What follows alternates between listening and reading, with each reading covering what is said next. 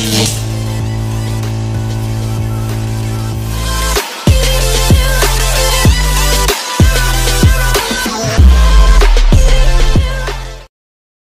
few moments later. Perkenalkan, nama saya Muhammad Ilham Pangestu. Di sini saya akan menjelaskan tentang keuangan daerah. Keuangan daerah adalah semua hak dan kewajiban daerah dalam rangka penyelenggaraan pemerintah daerah yang dapat dinilai dengan uang serta segala bentuk kekayaan yang dapat dijadikan milik daerah berhubung dengan hak dan kewajiban daerah tersebut. Pengelolaan keuangan daerah adalah keseluruhan kegiatan yang meliputi perencanaan, penganggaran, pelaksanaan, penatausahaan, pelaporan, pertanggungjawaban, dan pengawasan keuangan daerah yang diwujudkan dalam APBD atau anggaran pendapatan dan belanja daerah. Dalam keuangan daerah terdapat prinsip pengelolaan keuangan daerah. Yang pertama yaitu tertib. Tertib di sini yaitu dikelola secara tepat waktu dan tepat guna yang didukung dengan bukti administrasi yang dapat dipertanggungjawabkan. Yang kedua yaitu efisien, yaitu pencapaian keluaran yang maksimum dengan masukan tertentu atau penggunaan masukan terendah untuk mencapai keluaran tertentu. Yang ketiga yaitu transparan, yaitu keterbukaan yang memungkinkan masyarakat untuk mengetahui dan mendapatkan akses informasi seluas-luasnya tentang keuangan daerah. Yang keempat yaitu bertanggung jawab,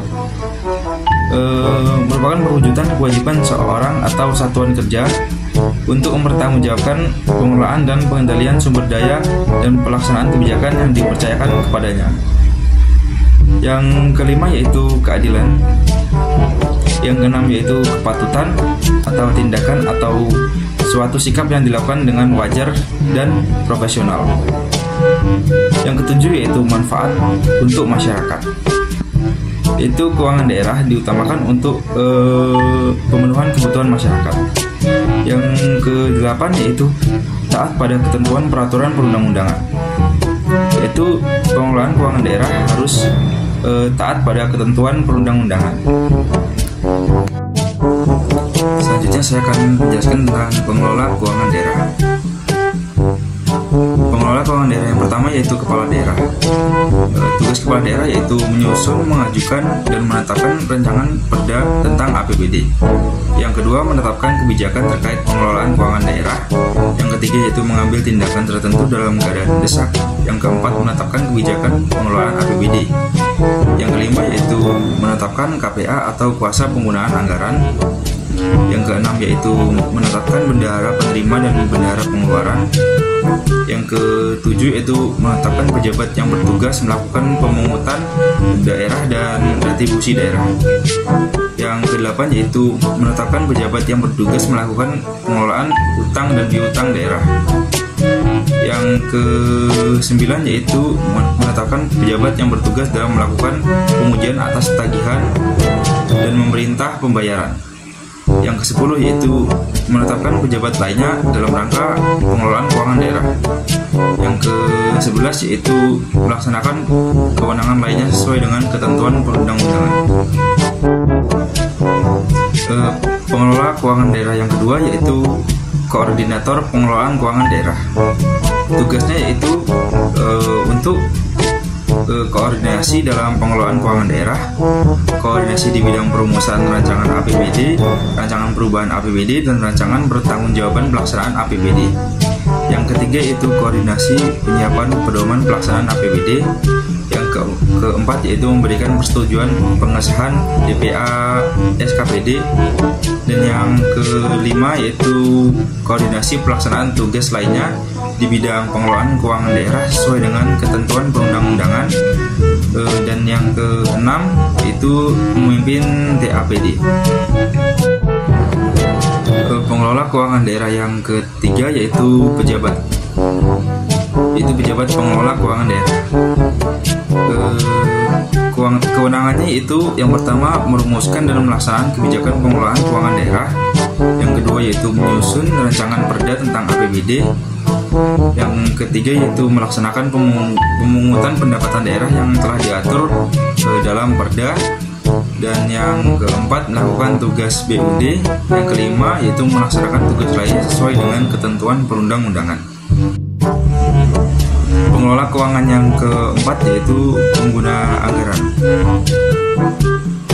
yaitu tugasnya menyusun RKA SKPD, yang kedua yaitu merumuskan DPA SKPD, yang ketiga melakukan tindakan yang mengakibatkan pengeluaran dan beban anggaran belanja, yang keempat yaitu melaksanakan anggaran SKPD yang dipimpinnya, yang kelima melakukan pengujian atas tagihan dan memerintahkan pembayaran, yang keenam yaitu melaksanakan pemungutan retribusi daerah, yang ketujuh yaitu mengadakan ikatan atau perjanjian kerjasama dengan pihak lain, yang ke-8 yaitu menandatangani SPM, yang ke-9 yaitu mengelola utang dan piutang daerah,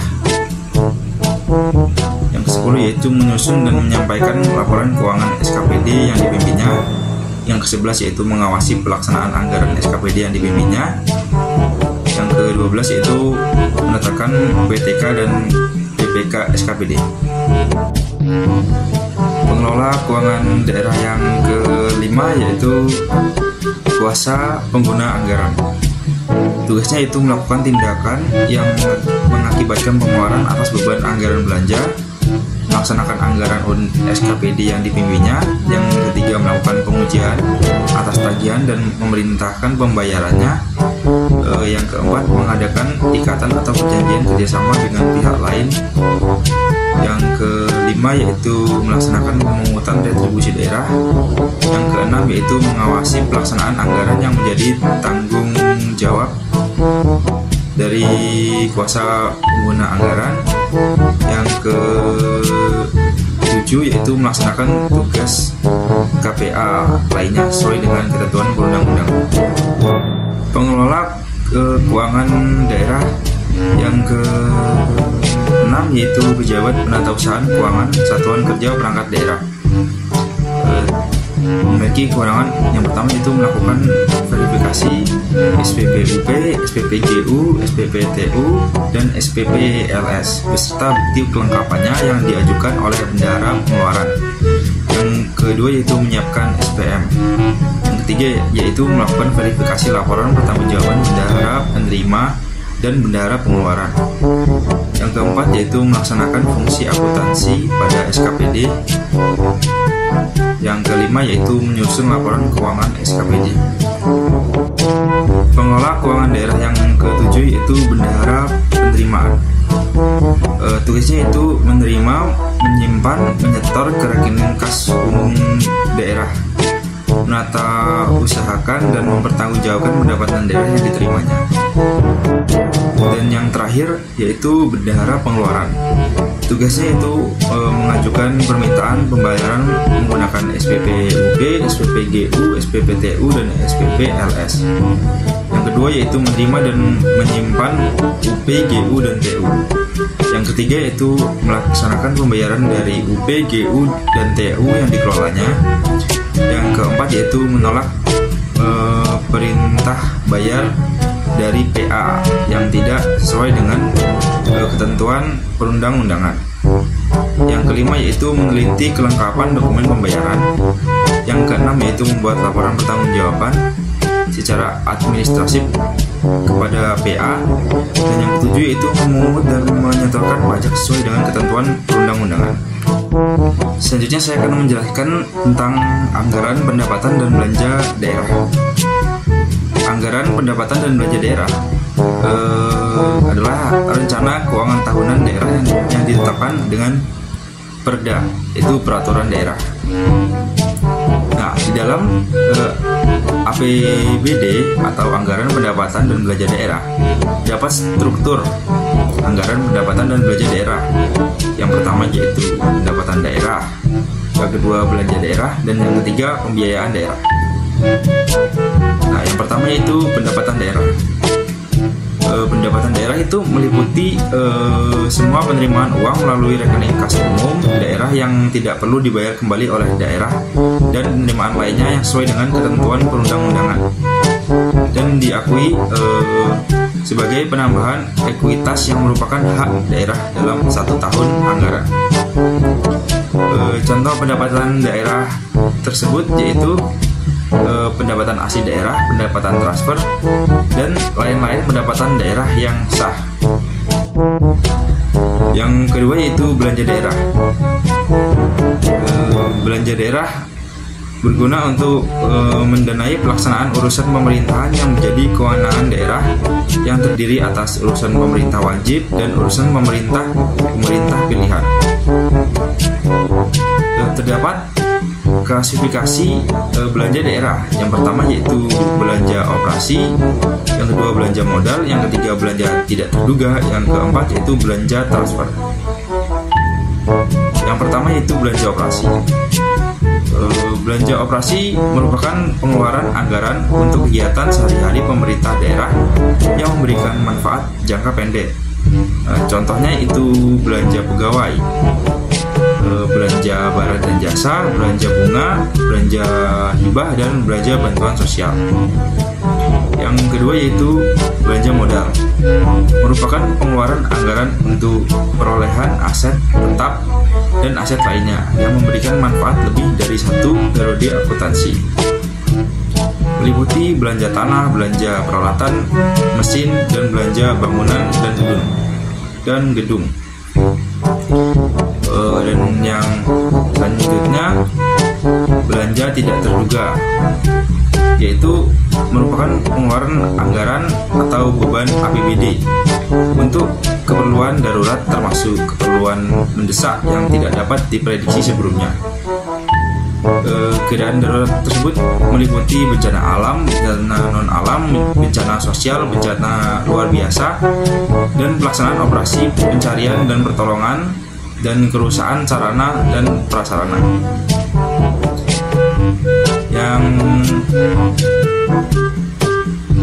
selanjutnya yaitu belanja transfer, merupakan pengeluaran uang dari pemerintah daerah kepada pemerintah daerah yang lain atau dari pemerintah daerah kepada pemerintah desa, yang terdiri dari belanja bagi hasil dan belanja bantuan keuangan.